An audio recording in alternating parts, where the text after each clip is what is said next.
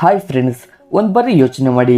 ನಿಮ್ಮ ದೊಡ್ಡ ಶತ್ರು ನಿಮ್ಮ ಆತ್ಮೀಯ ಸ್ನೇಹಿತನ ಸಹಾಯದಿಂದ ನೀವು ತಯಾರಿಸುತ್ತಿದ್ದ ಆಯುಧಗಳನ್ನೇ ಭಿಕ್ಷೆ ಬೇಡಲು ಬಂದರೆ ನೀವು ಏನು ಮಾಡ್ತೀರಾ? ಇದೇ ಸಸ್ಪೆನ್ಸ್ ರಾಜಕೀಯ ಚೆಸ್ ಗೇಮ್ನ ಈ ದಿನ ರಷ್ಯಾ, ಭಾರತ, ಉಕ್ರೇನ್ ಆಡ್ತಾ ಇದ್ದಾರೆ. ಈಗ ಪರಿಸ್ಥಿತಿಗಳು ಹೀಗಿದ್ದಾವೆ. ಉಕ್ರೇನ್ನ ಮುರಿದು ಹೋದ ಸೈನ್ಯ ಈಗ ಭಾರತದ ಬ್ರಹ್ಮೋಸ್ ಕ್ಷಿಪಣಿಯ ಕಡೆ ಆಸಕ್ತಿಕರವಾಗಿ ನೋಡ್ತಿದೆ. ಬ್ರಹ್ಮೋಸ್ ಈಗ ಪ್ರಪಂಚದಲ್ಲೇ ಅತ್ಯಂತ ಭಯಾನಕ ಸೂಪರ್ಸೋನಿಕ್ ಕ್ರೂಯಿಸ್ ಮಿಸೈಲ್ ಅಂತ ಎಲ್ರಿಗೂ ಗೊತ್ತು. ಆದ್ರೆ ರಷ್ಯಾದ ತೀವ್ರವಾದ ದಾಳಿಗಳಿಂದ, ಹಾಗೆ ನಿರಂತರವಾಗಿ ಕೆಳಗಡೆ ಬೀಳ್ತಾ ಇರೋ ಮಿಸೈಲ್ಗಳಿಂದ, ಹಾಗೆ ಡ್ರೋನ್ಗಳಿಂದ ಉಕ್ರೇನ್ ಮಾತ್ರ ಈಗ ತುಂಬಾ ಭಯಭೀತವಾಗಿದೆ. ಹಾಗೆ ಅಮೆರಿಕ ಮತ್ತು ನ್ಯಾಟೋ ಕಡೆಯಿಂದ ಪಡೆದ ವೈವಾಹಿಕ ರಕ್ಷಣಾ ಆಯುಧಗಳು ರಷ್ಯಾ ಮುಂದೆ ಮಾತ್ರ ಸೋತು ಸುಮ್ಮನಾಗಿವೆ. ಅಷ್ಟೇ ಅಲ್ಲದೆ ಕೀವ್ನಲ್ಲಿ ಉಕ್ರೇನ್ ಕ್ಯಾಬಿನ್ ಭವನದ ಮೇಲೆ ನಡೆದ ದಾಳಿ ಉಕ್ರೇನ್ನ ರಕ್ಷಣಾ ಕವಚವನ್ನೇ ಮುರಿದು ಹಾಕಿದೆ ಅನ್ನೋದು ತುಂಬಾ ಸ್ಪಷ್ಟವಾಗಿ ತಿಳಿಸಿದೆ. ಇದೇ ಕಾರಣದಿಂದ ಉಕ್ರೇನ್ ಈಗ ರಷ್ಯಾದ ಮೇಲೆ ದಾಳಿ ಮಾಡಿ ತನ್ನ ಪ್ರತೀಕಾರವನ್ನು ತೀರಿಸಿಕೊಳ್ಳಬೇಕು ಅಂತ ತುಂಬಾ ಕಾತುರದಿಂದ ಕಾಯ್ತಿದೆ. ಆದ್ರೆ ಉಕ್ರೇನ್ ರಷ್ಯಾದ ಮೇಲೆ ಪ್ರತೀಕಾರ ತೀರಿಸಿಕೊಳ್ಳಬೇಕು ಅನ್ನೋದು ಅಷ್ಟು ಸುಲಭ ಮಾತಲ್ಲ.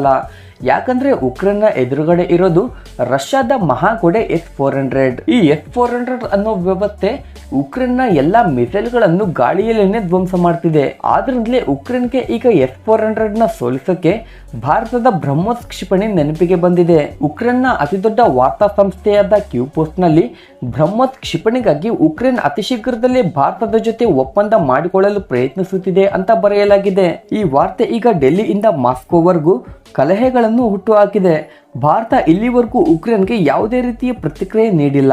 ಆದರೆ ಇದರಿಂದ ರಷ್ಯಾಗೆ ಮಾತ್ರ ತುಂಬಾ ಕೋಪ ಬಂದಿದೆ. ರಷ್ಯಾ ಗೌರ್ಮೆಂಟ್ ಮೊದಲೇ ಸ್ಪಷ್ಟವಾಗಿ ಹೇಳಿದೆ, ನ್ಯಾಟೋಗೆ ಸಪೋರ್ಟ್ ಮಾಡುವ ಯಾವುದೇ ದೇಶಕ್ಕಾಗಲಿ ನಾವು ಆಯುಧಗಳನ್ನು ಕೊಡಲ್ಲ ಅಂತ. ಇಲ್ಲಿ ರಷ್ಯಾ ಹೇಳ್ತಿರೋದು ಕೂಡ ಸರಿ ಇದೆ.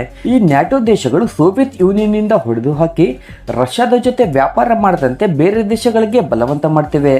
ಆದ್ರಿಂದಲೇ ಈ ದಿನ ಉಕ್ರೇನ್ ಕೂಡ ರಷ್ಯಾದ ವಿರುದ್ಧವಾಗಿ ನಿಲ್ಲೋ ತರ ಮಾಡಿವೆ. ಇಲ್ಲಿ ಅತ್ಯಂತ ಮುಖ್ಯವಾದ ವಿಷಯ ಏನಂದ್ರೆ, ಬ್ರಹ್ಮೋಸ್ ಆಗಲಿ, ಸುಖೈ ಆಗಲಿ, T-19 ಟ್ಯಾಂಕ್ ಆಗಲಿ, ಇಲ್ಲ AK-203 ರಫೇಲ್ ಆಗಲಿ, ಇವೆಲ್ಲ ರಷ್ಯಾ ಟೆಕ್ನಾಲಜಿ ಮೇಲೆ ಡಿಪೆಂಡ್ ಆಗಿವೆ. ಅಂದ್ರೆ ಭಾರತ ಯಾವುದೇ ದೇಶಕ್ಕೆ ಆಯುಧಗಳನ್ನು ಕೊಡಬೇಕು ಅಂದ್ರೆ ಮೊದಲು ರಷ್ಯಾದ ಪರ್ಮಿಷನ್ ತಗೋಬೇಕು. ಆದ್ರೆ ರಷ್ಯಾ ಮಾತ್ರ ಉಕ್ರೇನ್ಗೆ ಈ ಆಯುಧಗಳನ್ನು ಕೊಡಲು ಯಾವತ್ತೂ ಪರ್ಮಿಷನ್ ಕೊಡಕ್ಕೆ ಸಾಧ್ಯನೇ ಇಲ್ಲ. ಈಗ ಸ್ವಲ್ಪ ಹಿಂದೆ ಹೋಗಿ ನೋಡೋಣ. ಅಂದ್ರೆ 1998ರಲ್ಲಿ ಆಗ ಭಾರತ ಪ್ರೋಕನ್ನಲ್ಲಿ ಅಣು ಪರೀಕ್ಷೆ ನಡೆಸಿ ಪ್ರಪಂಚವನ್ನೇ ಶಾಕ್ ಆಗೋ ರೀತಿ ಮಾಡಿತ್ತು. ಆಗ ಯುನೈಟೆಡ್ ಸ್ಟೇಟ್ಸ್ಗೆ ಭಾರತದ ಮೇಲೆ ಕಠಿಣವಾದ ರೂಲ್ಸ್ಗಳನ್ನು ಇಡಬೇಕೆಂದು ಒತ್ತಾಯ ಮಾಡಿದ ದೇಶಗಳಲ್ಲಿ ಮೊದಲಿದ್ದದ್ದು ಯಾರು ಗೊತ್ತಾ? ಇದೇ ಉಕ್ರೇನ್.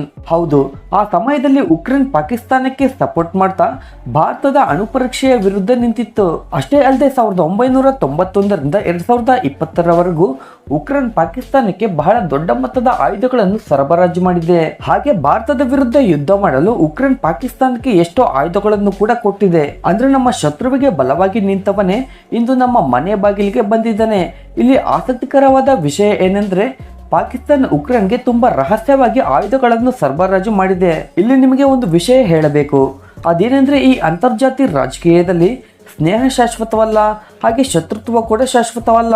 ಎಲ್ಲ ಅವರವರ ಸ್ವಾರ್ಥಗಳ ಮೇಲೆ ಡಿಪೆಂಡ್ ಆಗಿರ್ತವೆ. ಇಲ್ಲಿ ಪ್ರಶ್ನೆ ಏನಂದ್ರೆ, ಭಾರತ ತನ್ನ ಆತ್ಮೀಯ ಸ್ನೇಹಿತನಾದ ರಷ್ಯಾವನ್ನು ಏಕೆ ಬಿಟ್ಕೊಡ್ಬೇಕು?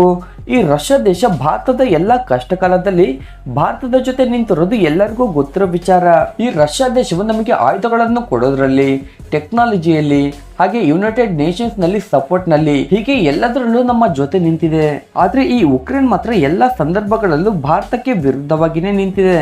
ಕೆಲವು ದಿನಗಳ ಹಿಂದೆ ಕೆಲವು ರಿಪೋರ್ಟರ್ಸ್ಗಳು ಭಾರತದ ಬುಲೆಟ್ಗಳು ಯುರೋಪ್ನಿಂದ ಉಕ್ರೇನ್ಗೆ ಹೋಗ್ತಿದ್ದಾವೆ ಅಂತ ವರದಿ ಮಾಡಿದ್ರು.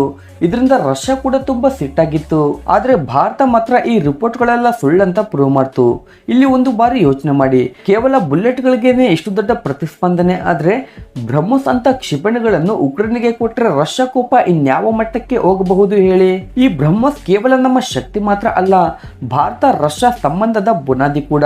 ಈ ಎರಡು ದೇಶಗಳು ಬ್ರಹ್ಮೋಸ್ ತಯಾರಿಸುವ ಎಲ್ಲಾ ಖರ್ಚುಗಳನ್ನು ಕಡಿಮೆ ಮಾಡಿ ಈ ಬ್ರಹ್ಮೋಸ್ ಮಿಸೈಲ್ಗಳನ್ನು ಬೇರೆ ದೇಶಗಳಿಗೆ ಸರಬರಾಜು ಮಾಡಬೇಕೆಂದು ಪ್ರಯತ್ನಿಸುತ್ತಿವೆ. ಈ ಐಡಿಯಾ ಎರಡು ದೇಶಗಳಿಗೆ ಆರ್ಥಿಕ ಮತ್ತು ವ್ಯೂಹಾತ್ಮಕ ಲಾಭಗಳನ್ನು ಕೂಡ ಕೊಡಲಿದೆ. ಆದ್ರೆ ಭಾರತ ರಕ್ಷಣಾ ವ್ಯವಸ್ಥೆ ರಷ್ಯಾಗೆ ಕೂಡ ತುಂಬಾ ಸ್ಪಷ್ಟವಾಗಿ ಹೇಳಿದೆ, ಆಯುಧಗಳನ್ನು ಕೇವಲ ಪ್ರಕಟಿಸಿದ ಕಸ್ಟಮರ್ಸ್ ಗಳಿಗೆ ಮಾತ್ರ ಕೊಡಬೇಕು. ಒಂದು ವೇಳೆ ಆಯುಧ ತಮಗೆ ಗೊತ್ತಿಲ್ಲದೆ ಮೂರನೇ ದೇಶಕ್ಕೆ ಸೇರಿದ್ರೆ ಭವಿಷ್ಯತ್ತಿನ ಒಪ್ಪಂದಗಳ ಮೇಲೆ ನೇರವಾಗಿ ಪರಿಣಾಮ ಬೀರುತ್ತವೆ ಅಂತ ಭಾರತ ತುಂಬಾ ಸ್ಪಷ್ಟವಾಗಿ ಹೇಳಿದೆ. ಅಂದ್ರೆ ಪ್ರಶ್ನೆ ಕೇವಲ ಬ್ರಹ್ಮೋಸ್ ಎಷ್ಟು ಶಕ್ತಿವಂತದ್ದು ಅಂತ ಅಲ್ಲ, ಅದನ್ನು ಯಾರಿಗೆ ಯಾವ ಷರತ್ತಿನ ಮೇಲೆ ಕೊಡಬೇಕು ಅನ್ನೋದು ಕೂಡ. ರಷ್ಯಾ ಯಾವಾಗಲೂ ಭಾರತಕ್ಕೆ ವಿಶ್ವಾಸ ಸ್ನೇಹಿತ, ಆದ್ರೆ ಉಕ್ರೇನ್ ನಮ್ಮ ಕಷ್ಟ ಕಾಲದಲ್ಲಿ ಯಾವತ್ತೂ ಕೂಡ ಸಪೋರ್ಟ್ ಮಾಡಿಲ್ಲ.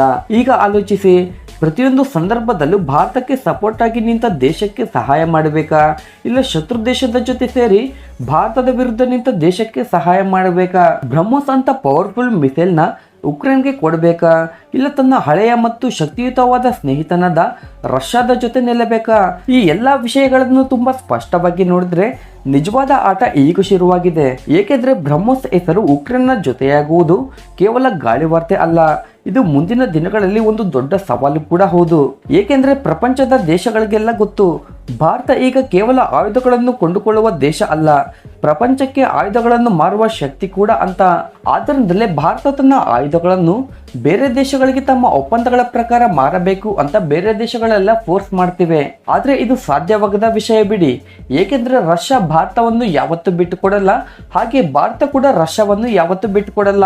ಇನ್ನು ರಷ್ಯಾ ಭಾರತದ ಸಂಬಂಧದ ಬಗ್ಗೆ ನೀವೇನಂದ್ರೆ ಕೆಳಗಡೆ ಕಮೆಂಟ್ ಮಾಡಿ ತಿಳಿಸಿ.